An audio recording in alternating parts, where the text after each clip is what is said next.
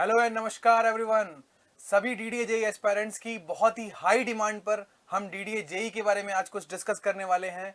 तो दोस्तों स्टार्ट करते हैं। डीडीए जेई की जो वैकेंसी आई है उसके बारे में डिस्कस करेंगे और साथ ही साथ हमारी कौन कौन सी फैकल्टी इस कोर्स को कवर करने वाली हैं, ये कोर्स किस प्लेटफॉर्म पे होगा, किस माध्यम पे होगा और कौन कौन सी स्पेशल चीजें इसके बारे में है, आज हम लोग स्टार्ट करेंगे। अनिल सर।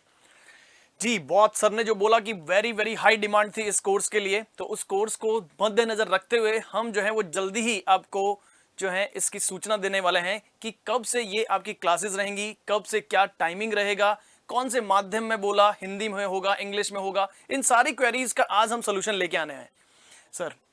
तो डीडीए जेई में सिविल इंजीनियरिंग की वैकेंसी आपकी जो निकली है वो 220 वैकेंसी निकली है।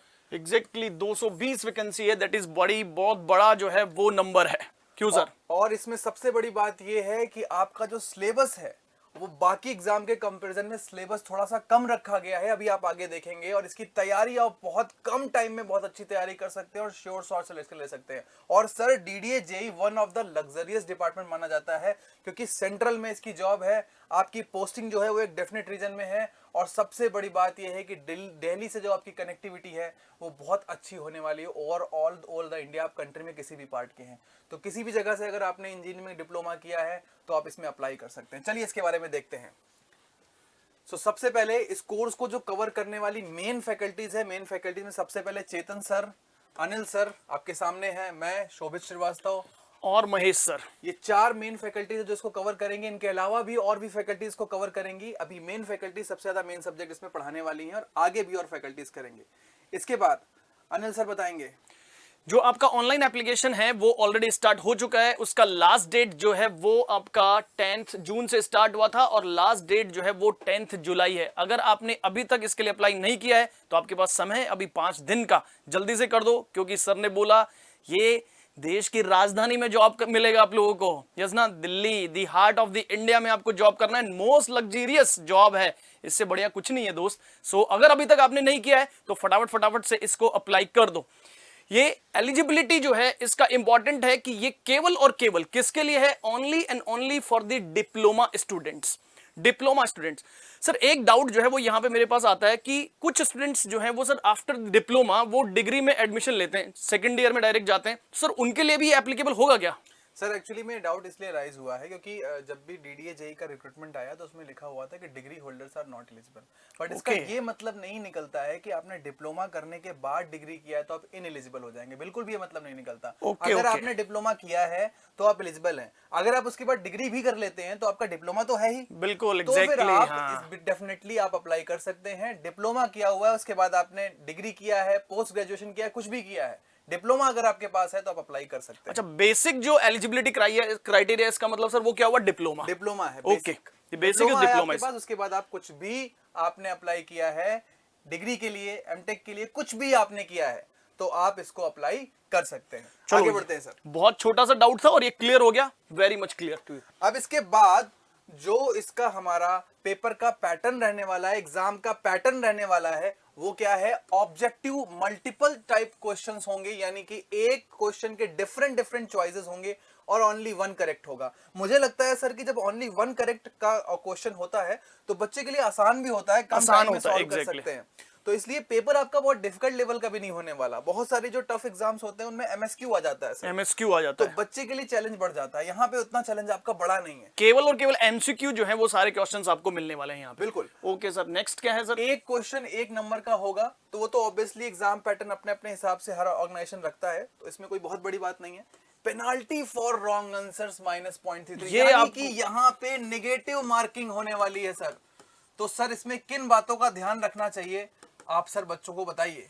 देखो यहाँ पे सर ने क्या बोला? Negative marking. इसका मतलब जो क्वेश्चन आपको सबसे पहले आते हैं आप उनको जो है वो क्या करो, ट्राई करो। जिस क्वेश्चन में आपको डाउट लगता है कि हाँ ये मेरा रॉन्ग हो सकता है, उसके लिए एक बार होल्ड पे रख दो और लास्ट में उसको क्या करो, सॉल्व करने की कोशिश करो। उस पर लास्ट पे जो है वो टिक मार्क करो। तो यहां पे ऐसा नहीं है कि मेरे को 10 क्वेश्चन नहीं आ रहे, चलो ठीक है सर मैं कुछ भी करके आ जाता हूं। वो गलत क्वेश्चन जो है आपके सही क्वेश्चन के मार्क्स भी कम करवा देंगे। तो इसलिए ध्यान से जितने क्वेश्चंस अपने बन रहे हैं उसी पे जो है वो फोकस करना है। नेगेटिव मार्किंग का गेम है यहाँ पे, और यही आपकी कट ऑफ जो है वो ऊपर नीचे कर देगा, आपके मार्क्स को ऊपर नीचे कर देगा। क्यों सर? हाँ सर, और मैं भी ये भी ऐड करना चाहूंगा कि जब बच्चे कहीं पे ऐसी जगह पे पढ़ रहे होते हैं या खुद से सेल्फ प्रिपरेशन कर रहे होते हैं, तो बच्चों को उस लेवल का कॉन्फिडेंस नहीं आता कि इन 4 में बिल्कुल ये सही है। हाँ। तो जब भी कभी कोई नेगेटिव मार्किंग वाला पेपर होता है तो उसमें आपको प्रिपरेशन करना बहुत जरूरी है। प्रिपरेशन और बहुत जरूरी किसी है। ऐसे प्लेटफॉर्म से जरूरी है सर जहां पे जिसका रिकॉर्ड अच्छा रहा हो, जहां पे प्रिपरेशन अच्छी रही हो। सबसे बड़ी बात है बच्चों का कॉन्फिडेंस रहे, फैकल्टी क्लास पे क्वेश्चन सॉल्व करवा रही है, फुल कॉन्फिडेंस से आंसर दे पा रही है, तभी तो बच्चों में कॉन्फिडेंस बनेगा। This is the very very important line कि कहां से पढ़ रहे हो। एक्चुअली क्या होता है, बहुत लोग चला तो रहे हैं, बट आपका एक पूरा स्ट्रेटेजी जो है, एग्जाम का स्ट्रेटेजी क्या होगा, पूरा प्री प्लान होना चाहिए कि कौन सी सब्जेक्ट सर मैं कैसे पढ़ूं, ये सब्जेक्ट को सर वेटेज ज्यादा है तो इसको किस तरह से पढ़ूं, ये आपको पता होना चाहिए। अगर ये आपको पता होगा तो आपकी जो एग्जाम की तैयारी है वो बहुत ही बेहतर तरीके से हो पाएगी। क्यों सर? तो सर इसके लिए हम कुछ बच्चों को और बताने वाले हैं कल कि ऐसा स्ट्रेटजी हम क्या लेके आने वाले हैं। एग्जैक्टली उसके लिए सर एक और अपन सेपरेट वीडियो बनाएंगे, क्योंकि सर आज का वीडियो बड़ा लंबा हो जाएगा अगर अपन स्ट्रेटेजी भी उसमें शेयर कर देंगे।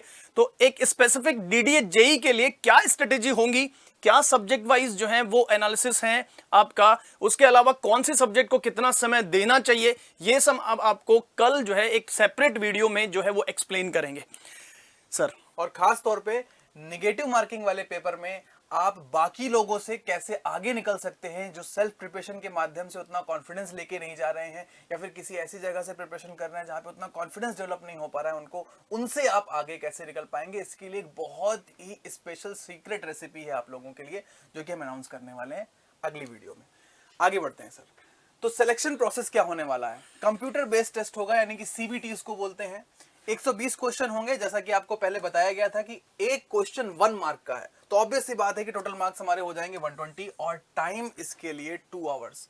सर 2 आवर्स का मतलब तो 120 मिनट्स हो गए। एग्जैक्टली सर, एक क्वेश्चन के लिए 1 मिनट। अब सर बच्चों को इसमें पढ़ना भी है ना, बच्चों को इसमें डिसाइड भी करना है कि कैसे सॉल्व करें, क्या करें, फिर सॉल्व करके टिक भी करना है। एग्जैक्टली तो सर कैसे स्ट्रेटजी हो बच्चों की? इसके लिए आपके पास, अगर अभी अपन expected date of the exam देखेंगे तो जितना समय मिल रहा है आपको, उसमें आपको ये देखना पड़ेगा कि जो है करेक्ट ऑप्शन पे मैं जाऊं, तो उसके लिए आपको क्वेश्चन जो है वो पहले समझना इंपॉर्टेंट होता है। सर कुछ स्टूडेंट्स क्या करते हैं, क्वेश्चन को रीड कर लिया, बिना समझे डायरेक्ट ऑप्शन पे चले जाते हैं, तो नेगेटिव मार्किंग भी है। आपके पास 1 मिनट का समय, तो कुछ क्वेश्चन सर यहाँ डिप्लोमा लेवल का एग्जाम है, तो कुछ जो है क्वेश्चन ऐसे आते हैं सर वो बिल्कुल 1 लाइनर होंगे। आप क्वेश्चन रीड करोगे, डायरेक्टली ऑप्शन पे उस पे जाओगे, तो मान लो कि सर ये क्वेश्चन 10 सेकंड में हो गया। अब अपने पास एक क्वेश्चन के लिए 1 मिनट है, यानी 60 सेकंड्स है। तो अगर अपन ने ऐसे 10 क्वेश्चन जो है वो 10 सेकंड्स में कर दिए, तो यानी उस क्वेश्चन की 50 सेकंड अपने पास सेव हो गई। तो 10 क्वेश्चन की 500 सेकंड्स, अगर अपन ने ऐसे 20 क्वेश्चन में भी सेव कर लिया ना सर, तो अपने पास बहुत ज्यादा समय जो है वो बचाएगा।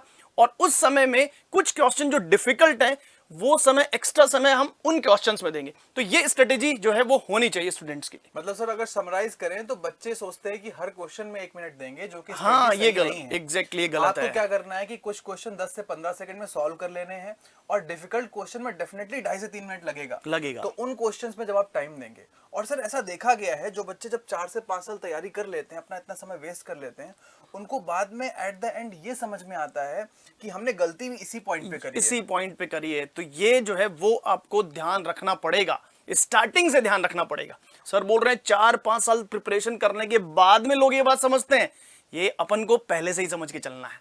बहुत इंपॉर्टेंट चीज है ये। और सर एक बात और है कि बच्चों को ये लगता है कि आसान क्वेश्चन को सॉल्व करने से एग्जाम नहीं निकलेगा, डिफिकल्ट क्वेश्चन को कर निकलेगा। ये चीज तो है ही, साथ ही साथ एक चीज सर और बच्चों को जाननी चाहिए, जो कि टॉपर्स जानते हैं कि आसान तो लगभग सभी लोग करते हैं। उसमें आपका कट ऑफ तक तो आप पहुंच जाओगे, लेकिन 2 या 3 नंबर से रुक जाएगा। हर साल लोगों का 2 या 3 नंबर से इसी वजह से रुकता है। आपको आसान में कभी भी गलत नहीं करना, पहली चीज, क्योंकि वहां से तो आप कंपटीशन से बाहर हो जाओगे। एग्जैक्टली आसान में सारा कुछ सही करने के बाद डिफिकल्ट ज्यादा से ज्यादा आपको कैसे सही करना है, यही चीजें हम सिखाने वाले हैं अपने इस कोर्स में। तो इस कोर्स का लेवल ऐसा नहीं होगा, बिल्कुल भी ऐसा नहीं होगा कि ओनली सिंपल हो रहा है। इस कोर्स का लेवल ऐसा होगा कि इसमें आप टॉप लेवल की रैंक भी ला सकते हैं और अपने हिसाब से ज्वाइनिंग को ले सकते हैं। ये पूरा कोर्स जो हमने डिजाइन करा है specially dedicated to the DDA JE के अकॉर्डिंग किया है। ऐसा नहीं है कि किसी भी जो है एग्जाम के लिए हमने डिजाइन करा, specifically designed for the DDA JE, जिसमें हर लेवल के क्वेश्चंस मिलेंगे आपको कि कुछ क्वेश्चन जो है वो डिफिकल्ट आते हैं, उन डिफिकल्ट क्वेश्चंस का मिनिमम टाइम में किस तरह से सोल्यूशन करें, क्या ट्रिक होगी, वो ट्रिक्स भी हम आपका इस कोर्स के दौरान जो है वो डिस्कस करेंगे। क्यों सर? तो सर मतलब ओवरऑल समराइज करें तो हम लोग सारे लेवल के जो क्वेश्चन डीडीए जेईई में आने वाले हैं वो सब सारे क्वेश्चन जो है हम सॉल्व कराने वाले हैं। आगे बढ़ते हैं सर। आगे जो है वो क्या कह रहा है कि क्या इसका पेपर जो है वो सब्जेक्ट जो है वो आपका सिलेबस है, पेपर जो है वो किस तरह से आता है, कौन कौन से सब्जेक्ट्स हैं टेक्निकल और नॉन टेक्निकल में। तो यहां अपन बात कर रहे हैं टेक्निकल सब्जेक्ट का। शोभित सर आप बताएं। तो सबसे पहले स्ट्रक्चरल इंजीनियरिंग लिखा हुआ है, बट स्ट्रक्चरल इंजीनियरिंग का जो सिलेबस उसमें दे रखा है वो हमने एनालाइज किया है, वो एक्चुअली में स्ट्रेंथ ऑफ मटेरियल्स का। देखो कितनी अच्छी बात बोली है कि एनालिसिस करने के बाद में वहां पे मेंशन्ड है स्ट्रक्चरल इंजीनियरिंग, लेकिन जब सब्जेक्ट के सिलेबस को हमने गो थ्रू किया तो इट इज व्हाट क्या similar to some, strength of material. तो ये भी बहुत इंपॉर्टेंट चीज है। वहां लिखा हुआ ही नहीं है कहीं क्लियर वर्ड्स में कि सोम है, लेकिन जब एनालिसिस करोगे तो वहां पे सोम आ गया। ये बहुत जरूरी चीज होती है। तो ये बिल्कुल ध्यान रखना है कि आपको नाम क्या लिखा हुआ है उसके साथ साथ सिलेबस का एनालिसिस भी करना है। उसके बाद हम देखेंगे कि सेकंड जो है हमारा वो है आरसीसी डिजाइन। आरसीसी डिजाइन जो है वो आप सभी को पता है कि कंक्रीट स्ट्रक्चर्स के नाम से कुछ लोग जानते हैं, कुछ लोग जानते ही नहीं है सर कई बार कि आरसीसी जो है रेनफोर्स सीमेंट कंक्रीट, उसको कंक्रीट स्ट्रक्चर्स भी बोलते हैं। कंक्रीट स्ट्रक्चर्स तो ये एनालाइज जब आप सिलेबस करेंगे तो आपको पता चलता जाएगा, तो थोड़ा स्मार्ट अप्रोच में आप जाएं। उसके बाद तीसरा सॉइल मैकेनिक्स, जिसको हम जियो टेक्निकल इंजीनियरिंग के नाम से भी जानते हैं। ध्यान रखिएगा ऐसा नहीं कि सर ये सब्जेक्ट हमारे सिलेबस में नहीं है, सब कुछ सिलेबस में है। स्टील डिजाइन, स्टील स्ट्रक्चर्स के नाम से भी जानते हैं। उसके बाद इन्वायरमेंटल इंजीनियरिंग, उसके बाद हाइड्रोलिक्स जो कि एफएम का फ्लूइड मैकेनिक्स का एक पार्ट है, ये भी आने वाला है। बिल्डिंग मटेरियल्स आएगा, सर्वेइंग आएगा और कंक्रीट टेक्नोलॉजी आएगा। ये चीज ध्यान रखिए कि यहाँ पे बहुत सारे सब्जेक्ट्स नहीं भी आ रहे हैं, जैसे कि ट्रांसपोर्टेशन इंजीनियरिंग एक बड़ा सिलेबस है, रेलवे एक बड़ा सिलेबस का है, एयरपोर्ट एक बड़ा सिलेबस का है, ये नहीं आ रहा है। साथ ही साथ यहाँ पे हाइड्रोलॉजी इरिगेशन नहीं आ रहा है। बट इसका कतई मतलब ये नहीं है कि इन चीजों में से कम आएगा। जितना भी आपका 120 मार्क्स का है सब इन्हीं चीजों में से आएगा। और अगर कुछ एडिशनल इसमें आता भी है या कुछ हमें लगता है तो वो सारा कुछ कवर होगा। आपको ये सोचने की जरूरत नहीं है कि सर हम क्या कवर कराएंगे उससे क्या होगा, सब कुछ कवर हो जाएगा। एग्जैक्टली। आगे बढ़ते हैं, नॉन टेक्निकल में देखते हैं। अच्छा सर, ये जो टेक्निकल है वो सर कितने मार्क्स का होगा? कि 120 जो है वो आपका टोटल पेपर मार्क्स है सर, तो इसमें टेक्निकल का वेटेज कितना है सर? तो टेक्निकल का यहाँ पे सर ऊपर लिखा हुआ है इस जगह पे टोटल क्वेश्चन 80 है और एक सर 1 मार्क का है, तो ऑब्वियसली 80 मार्क्स 80 मार्क्स का जो है वो वेटेज रहेगा आपका टेक्निकल का आउट ऑफ 120। एक क्वेश्चन 1 मार्क का, यानी 80 क्वेश्चन आपको वहां टेक्निकल से मिलने वाले हैं। नॉन टेक की तरफ बढ़ते हैं कि नॉन टेक का जो है वो क्या रहेगा। तो नॉन टेक में टोटल आउट ऑफ 120 40 क्वेश्चंस आपको वहां मिलेंगे। 40 क्वेश्चन नॉन टेक में रहेंगे। नॉन टेक में आपके पास क्या क्या आ रहा है? आपके पास वहां रीजनिंग आ रहा है, क्वांटिटेटिव एप्टीट्यूड जो है वो मिलेगा आपको, जनरल अवेयरनेस आप डिफरेंट एग्जाम्स में पढ़ते हो, यहां पे भी पूछा गया है जनरल अवेयरनेस, और उसके साथ साथ इंग्लिश लैंग्वेज जो है उसके भी क्वेश्चन आपको इन 40 क्वेश्चंस में मिलने वाले हैं। यानी आपका नॉन टेक जो है वो भी कंप्लीट सिलेबस है नॉन टेक का। अगर सर अपन बाकी जो है एग्जाम से कंपेयर करें इस नॉन टेक के सिलेबस को, जैसे एसएससी, अगर मैं जेई की बात करूं तो एसएससी जेई में भी सर आपका रीजनिंग आता है, वहां पे जनरल अवेयरनेस आता है, इंग्लिश नहीं आता है सर वहां पे। तो कुछ स्टूडेंट्स जो ऑलरेडी प्रिपेयर कर रहे हैं एसएससी वाला एग्जाम्स के लिए, तो उनके लिए सर ये वाला पार्ट जो है वो थोड़ा सा ईजी रहने वाला है। बिल्कुल यस ना। और सर मुझे ऐसा लगता है कि जो हमारा लगभग 3 महीने का टाइम है, अभी सितंबर के आसपास एग्जाम हो जाएगा, अभी आगे डेट भी देखेंगे, तो सर हम टेक्निकल में भी इतना कुछ कराने वाले हैं, रीजनिंग में भी कराने वाले हैं, और मुझे लगता है सर रीजनिंग पहले कंप्लीट हो जाना चाहिए क्योंकि टेक्निकल तो एक लॉन्ग टर्म का चलेगा। एग्जैक्टली, तो 10 सब्जेक्ट्स हैं उसमें। तो क्या हम सर ऐसा कुछ कर रहे हैं कि रीजनिंग हम अभी से पढ़ना चालू कर दें? एग्जैक्टली, उसके लिए अभी बस थोड़ा सा वेट करो कि नॉन टेक के लिए क्या सरप्राइज है, बस अभी रिवील करने वाले हैं। बिल्कुल, चाहे आप एंड तक इस वीडियो के जुड़े रहें, नॉन टेक्निकल का एक बहुत बड़ा सरप्राइज आपको मिलने वाला है और बहुत जल्दी नॉन टेक्निकल आपका कवर भी होगा। चलिए नेक्स्ट पार्ट की तरफ बढ़ते हैं, और नेक्स्ट पार्ट में देखो, जब कोई भी एग्जाम होता है और उस एग्जाम की जब अपन स्ट्रेटेजी बनाते हैं, तो स्ट्रेटेजी जब उसको टारगेट करते हैं तो प्रीवियस पेपर्स में क्या सब्जेक्ट एनालिसिस रहा, कौन सी सब्जेक्ट से कितने क्वेश्चंस आए, अगर ये अपन को पता है तो थोड़ी तैयारी जो है उसको करने में आसानी होती है। इसीलिए हम आपके लिए लेके आ रहे हैं पूरा subject wise analysis, detailed analysis कि कौन सी सब्जेक्ट के लास्ट पेपर में कितने क्वेश्चंस आपको मिले थे। शोभित सर प्लीज डिस्कस दिस। बेटा ये टेक्निकल का एनालिसिस है, नॉन टेक्निकल में वेरिएशन कुछ भी हो सकता है, ध्यान रखना। तो टेक्निकल का जो एनालिसिस है वो हमने जो प्रीवियस पेपर्स हमारे पास है उसमें सोम में हमने ये देखा है कि सोम में हमारे पास एक पेपर में हमें 10 क्वेश्चंस मिले हैं, एक में 7, एक में और 7 और लास्ट पेपर में हमें 5। तो जो 4 पेपर्स अवेलेबल हैं उसमें 10, 7, 7, 7, 5, तो सर ऐसा बोल सकते हैं कि 7 to 8 का 7 to 8 का जो है वो एवरेज है, का हमारा जो एवरेज है सर वो सोम का रहने वाला है। उसके बाद ये आई थिंक सर अपने पास जो ये 4 है तो ये 4 सेट का एनालिसिस है ना अपन ने, जो डिफरेंट सेट का। बिल्कुल बिल्कुल बिल्कुल। तो डिफरेंट सेट्स जो हैं वो आपको मिले थे लास्ट एग्जाम में। चारों सेट का हमने कौन सी सब्जेक्ट का कितना एनालिसिस था हर सेट में वो लेके आए हैं, यानी कंप्लीट एनालिसिस है, ऐसा नहीं है, कंप्लीट एनालिसिस। आगे सर एफएम का 9 एक सेट में, दूसरे में 10, फिर 11, फिर 6। तो सर अगर हम एक लास्ट सेट में देखें 6, अदरवाइज ये 8 to 9 का सर 8 to 9 का एवरेज मिल रहा है आपको सर ये। तो मिनिमम हम 8 to 9 इसमें ले सकते हैं, 8 to 9 का हमारा एवरेज होने वाला है इसका। उसके बाद this is again going to be very important subject. बिल्कुल सर आरसीसी में देख रहे हैं 12, 12, 9, 14, तो सर लगभग ये 10 से 12 का एवरेज तो आ ही रहा है। एग्जैक्टली यहाँ 12 तक जो है वो आपका जो है वेटेज जाएगा। तो it is again going to be very very important subject. ऐसा नहीं है कि आप किसी भी सब्जेक्ट को थोड़ा सा लाइटली ले लो, हर सब्जेक्ट जो है वो आपको 10 के अराउंड जो है वो मार्क्स देके जाने वाली है। बिल्कुल। yes. आगे सर स्टील। उसके बाद स्टील में सर 3, 6, 10 और 5 एक बार 10 का आ ही गया है। ओहो, 10 तो का हम आ बिल्कुल गया। मान सकते हैं सर इसमें 6 से 8 का तो हम ले ही सकते हैं। ले ही सकते हैं, ये जा सकता है क्योंकि एक सेट में आपका 10 तक आया था, तो 6 से 8 कर सकते हैं। उसके बाद अगर हम देखें तो सॉइल मैकेनिक्स, ये सर सबसे बड़ा सब्जेक्ट सिविल इंजीनियरिंग का है, सभी को पता है। तो इसमें आप देखेंगे सर बहुत ज्यादा वेरिएशन भी नहीं है, 12 से 14 का वेरिएशन रहा है और आगे आने वाले पेपर्स में भी वेरिएशन नहीं होगा। इतना ही मिलने वाला है। मतलब इसका ऑलमोस्ट जो है सर 13 to 14 मार्क्स जो है वो आपके पास रहने वाला है। मतलब 13 सर हम इसका एवरेज ले सकते एवरेज हैं। और सर वेरी नहीं कर रहा है, इसका मतलब ये है कि पूछेगा इसमें से मेन पूछेगा। हाँ एग्जैक्टली सेम इसी तरीके से एक मेन सब्जेक्ट और है जो कि एनवायरनमेंट, जो कि सॉइल के जस्ट बाद आता है। इसमें भी आप देखेंगे सर एक पेपर में 7 है वरना 11 से 14 का वेरिएशन है। तो इसमें भी हम 10 से 12 का जो वेटेज है वो फिट बैठर है, इसमें भी 10 से 12 का हम मान सकते हैं इसमें। अब इसके बाद हम बीएमसी सीटी आए। बीएमसी सीटी का फ्लक्चुएशन बहुत ज्यादा है, कई बार तो 16-16 का भी पूछ लिया गया है, 9-10 का भी पूछ लिया गया है। तो इसमें हम कोई रेंज नहीं दे रहे हैं, यहाँ पे हम ये मान के चल रहे हैं कि इसमें आप लगभग नियर अबाउट 10 का आप मिनिमम लेके चल सकते हैं। ये 10 से 16 भी हो सकता है, इसलिए कोई बहुत बड़ी रेंज नहीं दे रहे हैं। हम इसको लिख रहे हैं कि मिनिमम इससे 10 का आपको आने वाला है, थोड़ा बहुत ऊपर नीचे चल सकता है, वो तो ऑब्वियस सी बात है, future is probable. Yes exactly, future तो खैर किसी ने नहीं देखा, बट यहाँ पे जिस प्रीवियस एनालिसिस के बेसिस पे अगर अपन बात करें तो मिनिमम 10 मार्क्स जो है वो यहां से पूछे जा सकते हैं, ये अब तक जो हमारा एनालिसिस है वो कहता है। उसके बाद में सर सर्वे की बात करते हैं। सर्वे में क्या था सर? सर्वे में भी सर आप देख रहे होंगे कि 7, 8, 9, 10 मतलब एक लाइन लगी हुई है। तो इसका एवरेज भी हम ले सकते हैं सर 8 to 9। 8 to 9 जो है वो आपका एवरेज आ रहा है। मतलब ऑलमोस्ट अगर अपन बात करें तो सर सबका इक्विवेलेंट सा ही जो है वो वेटेज है।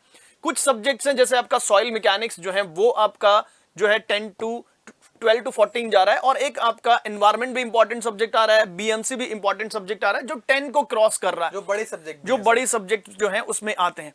और सिविल इंजीनियरिंग के लिए ऑब्वियस बात है, अगर आप सॉइल आपका स्ट्रांग है, एनवायरनमेंट स्ट्रांग है, आपका बीएमसी स्ट्रांग है, और इसके अलावा जो सोम एफएम है उनका भी अच्छा खासा वेटेज है, तो अगर ये 5-6 सब्जेक्ट्स आपकी ज्यादा स्ट्रांग है तो आप कट ऑफ के आसपास आ सकते हो। बिल्कुल सर। लेकिन कट ऑफ के आसपास आने से आपका एग्जाम क्रैक नहीं होगा सर। उसके लिए जो बाकी सब्जेक्ट्स हैं जिनका एवरेज थोड़ा सा कम जा रहा था उनको भी आपको क्या करना पड़ेगा? टारगेट करना पड़ेगा। कुछ भी नहीं छोड़ना, कुछ भी नहीं छोड़ना। मुझे ऐसा लगता है एग्जाम में वही आता है जो आप छोड़ के जाते हो। एग्जैक्टली ये जो है बहुत स्टूडेंट्स के साथ हुआ है और ये होता है, इसीलिए कुछ भी छोड़ के नहीं जाने का, क्योंकि अगर कुछ छोड़ के जाओगे तो डेफिनेटली वहां से आपको क्वेश्चन मिलना ही मिलना है, तो वो आपको एक नेगेटिव जो है वो एक एस्पेक्ट हो जाएगा आपके लिए। तो सर कट ऑफ की अगर बात करी है तो एक बार हम लोग देख लेते हैं सर नेक्स्ट स्लाइड में प्रीवियस जो कट ऑफ रही हैं आपकी वो क्या रही हैं।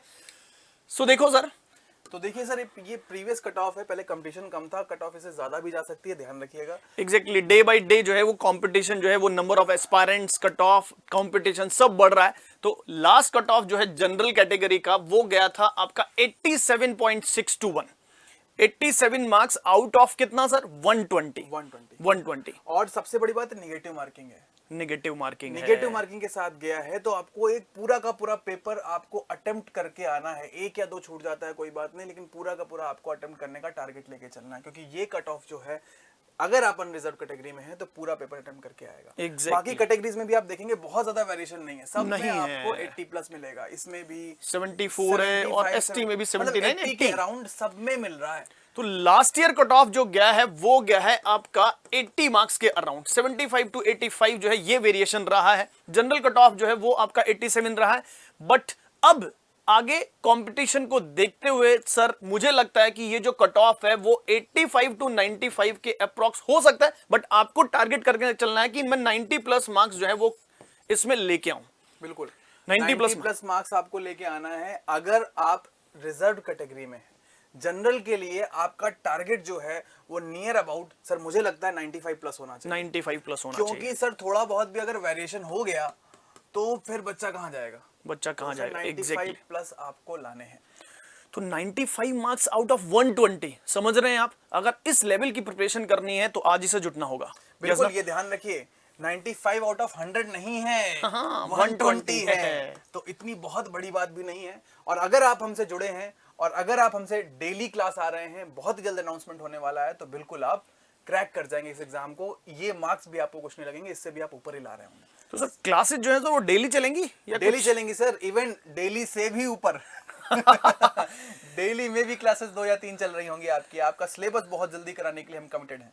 सर इसका जो टाइमिंग जो रहेगा सर वो अभी बताओगे कि कल या कुछ और जो है सस्पेंस रखते हैं सर, कुछ तो सीक्रेट रहना चाहिए। ये आपको ये अभी थोड़ा सस्पेंस है कि क्लास टाइमिंग जो है वो क्या रहने वाली है, किस तरह से इस कौन सा सब्जेक्ट आपका स्टार्ट होगा, किस तरह से क्लासेस होंगी, किस टाइमिंग पे रहेंगी। अच्छा सर मैं नॉन टेक की अभी आप बोल रहे थे कि नॉन टेक का मैं जो है वो लास्ट में बताऊंगा कुछ कि नॉन टेक का जो है सर क्या है, किस तरह से नॉन टेक के सिलेबस को हम मिनिमम टाइम में कवर कर सकते हैं, क्योंकि सर वो भी 40 मार्क्स का है और 40 marks is the big amount sir, कि वहां से अगर अपन मैक्सिमम नंबर ऑफ मार्क्स ला सकें तो sir last year cut off में अगर बात करें तो 40 नंबर 50% वेटेज है सर नॉन टेक का। अगर किसी को 40 नंबर वहां से मिले हैं 40 में से तो टेक्निकल में उसको केवल 40-45 ही लाने पड़े हैं। तो इसका मतलब सर वो भी एक बहुत इंपॉर्टेंट जो है रोल प्ले करता है। तो सर उसकी प्रिपरेशन हम मिनिमम टाइम में कैसे करें सर? बिल्कुल सर, टेक्निकल का जो 80 क्वेश्चन है उसका 50% पार्ट नॉन टेक्निकल में आ रहा है। तो आप मान के चलेंगे 67% आपका टेक्निकल और 33% आपका नॉन टेक्निकल है। तो नॉन टेक्निकल को आप बिल्कुल नहीं छोड़ सकते हैं। उसके लिए एक बहुत बड़ा अनाउंसमेंट है, बट उससे पहले टेक्निकल हम कब शुरू करने वाले हैं वो देखते हैं। तो टेक्निकल शुरू करने से पहले आपका टेंटेटिव शेड्यूल आपको पता है 1 से 30 सितंबर के बीच में आपका एग्जाम होने वाला है। और टेक्निकल एग्जाम की तैयारी एक लॉन्ग सिलेबस है, लॉन्ग तो ये आपका हम क्विकली शुरू करने वाले हैं। 1 सितंबर से पहले पहले आपका सिलेबस खत्म करने के लिए हम कमिटेड हैं। और उसकी जो डेट होगी वो हमारी YouTube बता दें सर? बता दें सर, बता देते हैं। चलो तो उसकी this date is what the final date of the start of the DDA JEE exam preparation का हम स्टार्ट करने वाले हैं और that is absolutely free batch. Live batch, absolutely free live batch. ये कोई पेड बैच नहीं है, YouTube पे डेली चलेगा। स्टार्ट फ्रॉम कब से sir? Start from of 7th of July. आज हो गया 5 जुलाई और 5 जुलाई यानी परसों से we are going to start what क्या दी DDA JEE के लिए स्पेसिफिक आपका डेडिकेटेड बैच जो है वो चलेगा। सर रेगुलर चलेगा? बिल्कुल सर, रेगुलर चलेगा, रेगुलर से भी ऊपर, डेली से भी ऊपर। बिल्कुल। और सर सबसे बड़ा अनाउंसमेंट नॉन टेक्निकल। हाँ सर नॉन टेक के लिए बिल्कुल सर, वो क्या है सर, वो किस तरह से उसकी प्रिपरेशन करें सर? नॉन टेक्निकल के लिए आप सभी लोग जुड़ें डेली उत्कर्ष इंजीनियर्स क्लासेस से। क्लासेस आपकी चल रही हैं, आप ज्वाइन करें। और टाइमिंग रहेगा सर, टाइमिंग है उसका 7 PM डेली। आपका 7 PM जो है वो नॉन टेक्निकल का टाइम रहेगा डेली 7 PM हर शाम 7 बजे, हर शाम 7 बजे आपका जो है वो नॉन टेक जो है वो चल रहा है। और सर अभी इसमें क्या चल रहा है सर? नॉन टेक्निकल में सर अभी आपका अल्फाबेट्स चल रहा है, that is reasoning part, reasoning का पार्ट। और जितने भी नॉन टेक्निकल के पार्ट हैं वो सारे कवर होंगे। हमारा प्योर कमिटमेंट ये है कि एग्जाम होने से काफी पहले आपका सिलेबस हो जाए ताकि आप टेस्ट दे सकें और बहुत सारी चीजें कर सकें। एक बहुत बड़ा अनाउंसमेंट टेस्ट सीरीज से लेके भी है जो कि कल अनाउंस होगा। जुड़े रहें उत्कर्ष इंजीनियर्स क्लासेस के साथ। और अब हम लोग मिलेंगे नेक्स्ट वीडियो में और एक बहुत बड़े अनाउंसमेंट के साथ आपके DDA JEE के लिए। Thank you everyone and best of luck. चलिए गुड लक टू एवरीवन।